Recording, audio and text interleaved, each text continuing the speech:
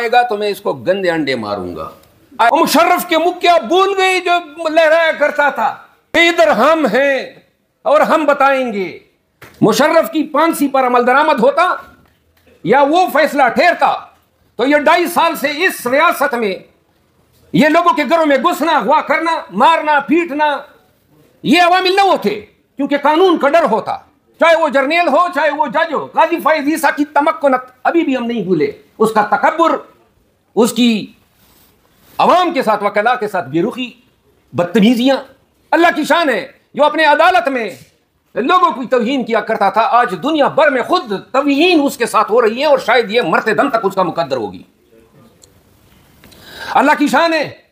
مشرف کے منہ کیا بھول گئی جو لہرایا کرتا تھا کہ ادھر ہم ہیں اور ہم بتائیں گے. وہی مشرف تھا لاغر، کمزور، ریاست قانون اور آئین سے بھاگا ہوا، مرتے دم تک اس کو اس دھرتی پہ سانس لینا نصیب نہیں ہوا.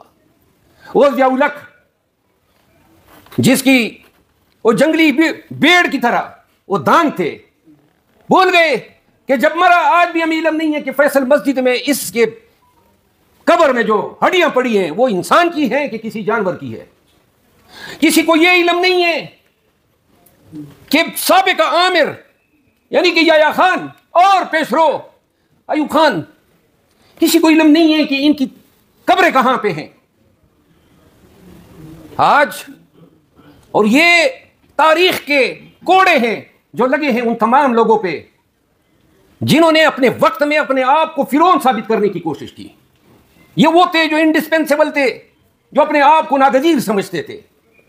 تو لہذا جس شخص نے اس پاک دھرتی کے لوگوں کے ساتھ، ان کے وسائل کے ساتھ، ان کے قوانین کے ساتھ جبر، ظلم یا کھلواڑ کی کوشش کی، تاریخ نے ایسے ابرتناک کوڑے ان پہ برسائے ہیں کہ آج ان کے وجود کی ریوں جو ہیں باقیات وہ بھی کسی کو دیکھنے کو نہیں مل رہی ہے، نہ کسی کو شکل دکھا سکتے ہیں. اور یہ بات جرنیلوں تک محدود نہیں ہے، ججوں کی مثال لیں. یہی افتخار چودھری، مجھے یاد ہے 2013 میں جو صدر تھا، یہ جب ریٹائر ہو رہا تھا تو کسی نے کہا اسلام آباد بار ان کے لیے کھانا کرے گی، تو میں نے کیبنٹ کو کہا آئے گا تو میں اس کو گندے انڈے ماروں گا، اور نہیں آیا. افتخار چودھری یعنی کہ کتنا بڑا فرعون بن گیا تھا. پھر ثاقب نثار کو ہم نے دیکھا، بندیال کو دیکھا، کوسا کو دیکھا، یعنی کتنے چھوٹے ثابت ہوئے اتنے بڑے مناصب پہ براجمان لوگ. اور پھر قاضی فائز عیسیٰ کی شکل میں ہم نے سب سے بڑا عدالتی خبیث دیکھا. یہ منصف، اس کو کہنا، اس کے اعمال جو ہیں جو اس نے پاکستانیوں کے ساتھ کیا، پی ٹی آئی کو نشانہ بناتے بناتے وہ پاکستان کا بیڑا غرق کر گئے. آج یہ 26ویں آئینی ترمیم راہ اس نے ہموار کی ملی بھگت کر کے. اب نون کے لوگ چیخ رہے ہیں کہ جی ہم انگلستان میں جن لوگوں نے، گھر سے گالم گلوچ نہیں ہونی چاہیے، لیکن یہ سیولائز معاشرے میں سیولائز طریقے سے کسی کے خلاف پروٹیسٹ کرنا ہر ایک کا بنیادی حق ہے. آپ دھمکیاں دے رہے ہیں ہم پاسپورٹ بلاک کریں گے، ہم ہیں نا، آپ بلاک کریں ہم کھلوائیں گے، جس کا بلاک کریں گے ہم کھلوائیں گے. اور سب کو یہ یاد رکھا جانا چاہیے جو آج مناصب پہ براجمان ہے، جس طرح وہ باجوہ کی فرانس میں شاید ویڈیو آئی تھی جب اس کو پڑھ رہی تھی گالیاں، اور یہ فائز عیسیٰ کو یہ درس لیں. پاکستان کے قوانین کے ساتھ، پاکستان میں قانون کی حکمرانی کے ساتھ جو کھیلے گا عوام نے معاف نہیں کرنا ہے. تو لہذا پاکستان سموگ کا شکار، سموگ کھا رہا ہے. ابھی یہ سموگ پہلے لاہور تک محدود تھا، اب تو یہ پشاور تک پہنچ گیا ہے، اور آنے والے دنوں میں ہم اسلام آباد کے لوگ بھی اس سے محفوظ نہیں ہوں گے. پھر ماحولیاتی تبدیلیاں جو ہیں وہ آنے والے 3 سالوں میں تباہ کن ہیں. اب ہم کرپشن سے کرنے سے ہمیں فرصت ہی نہیں ہے، سیاسی مقاصد کے حصول کے لیے لوگوں کے مار پیٹ اور اغوا کیے جانے سے ہمیں فرصت ہی نہیں ہے. ہمارے پاس وقت ہی نہیں ہے کہ ہم مستونگ میں جو بچیاں ماری گئی اور جو کوئٹہ میں جو ہیں 24-25 لوگ شہید ہوئے خودکش حملے میں، ہمارے پاس ان کاموں کے لیے وقت نہیں ہے.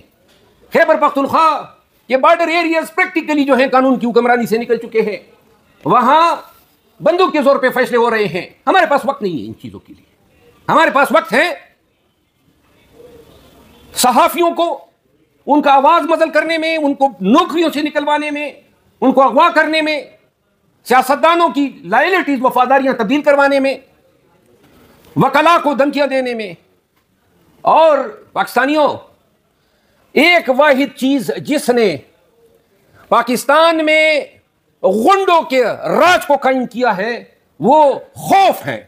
اس خوف کے بلبوتے پہ 25 کروڑ عوام جو ہیں ان کو زنخوں کی سٹیٹس تک محدود کر دیا ہے. ایک ہی تو زندگی ہے ہمارے آباء و اجداد نے بھی گزاری نا. لاکھوں سال کی تاریخ ہم پڑھتے ہیں. تو جب یہ ایک زندگی ہم نے ڈر ڈر کے اور خوف سے اور سسک کے گزارنی ہے، تو جو تاریخ میں جن لوگوں نے نام رقم کیا ہے، کیوں کر ہم نہیں دے سکتے ہیں؟ نیگورو قراباخ کی تاریخ پڑھیں، عراق کی تاریخ پڑھیں، ترکوں کی تاریخ پڑھیں، رومنوں کی تاریخ پڑھیں. ماضی میں زیادہ نہ جائیں، کیوبا کی تاریخ پڑھیں، چی گویرا کو پڑھیں، فیڈل کاسٹرو کو پڑھیں، صدام حسین کو پڑھیں. اب اثر مثال دیتا ہوں، ایران کو دیکھ لیں. پرسوں خبر چل رہی تھی کہ پاکستان کے اثاثے جو ہیں وہ 2 مہینوں کے امپورٹ کو جو ہیں ہم افورڈ کر سکتے ہیں. 2 مہینے. ایران جو ہے سن 1979 سے 1979 جب خمینی کا انقلاب آیا آج تک دنیا کے سینکشنز کو بھگت رہا ہے. نہ دوائیاں اس کے پاس جاتی ہیں، نہ کوئی تجارت کر سکتا ہے، نہ کوئی ان کا پیٹرول خرید سکتا ہے. کیا قوم ہے، ڈٹی ہوئی ہے. 50 سال سے زائد گزار لیے. اب ان کا سیمنٹ، ان کا سریا، ان کا پیٹرول، ان کی دوائیاں پاکستان میں اسمگل ہو کے آتی ہے، اور قیمت جو ہے کوالٹی میں بہتر، اور قیمت پاکستان کے سریا اور پاکستان کی سیمنٹ سے سستی. کیا قوم ہے؟ قومیں تو ایسی بنتی ہے. ہمارے ہاں 10 سپاہی یا رینجر والے لاٹھی اٹھائے آتے ہیں اور ایک اژدہا میں لوگوں کا بھاگ رہا ہے، بھاگو بھاگو. بھائی کوئی اسرائیل ہے؟ اگر تمہارا حق کسی نے مارا ہے اور تمہارے حق پہ بیٹھا ہوا ہے تو جاؤ، ڈٹ جاؤ، کھڑے ہو جاؤ. یہی ہمیں ہمارے دین نے سکھایا ہے، یہ ہمارے رسول مصطفیٰ نے ہمیں بتایا ہے، یہ ہمارے والدین نے بتایا، یہ ہماری مذہب کی تائید ہے. کیا خدا کی ذات کی منکر نہیں ہوتے ہم، جہاں ہم خوف اور ڈر کے مارے کسی کے آگے اپنا حق سرنڈر کرتے ہیں؟ لہذا قانون کی حکمرانی آپ کی زندگی کے تمام شعبے جو ہیں اس سے متعلقہ ہے، اور دنیا میں شاید ہی کسی قوم کو اتنی زیادہ ضرورت ہے آج کل جتنا پاکستان کو قانون کی حکمرانی درکار ہے. تمام معاشروں میں قانون کی حکمرانی کو امپلیمنٹ کیا جاتا ہے عدلیہ کے ذریعے.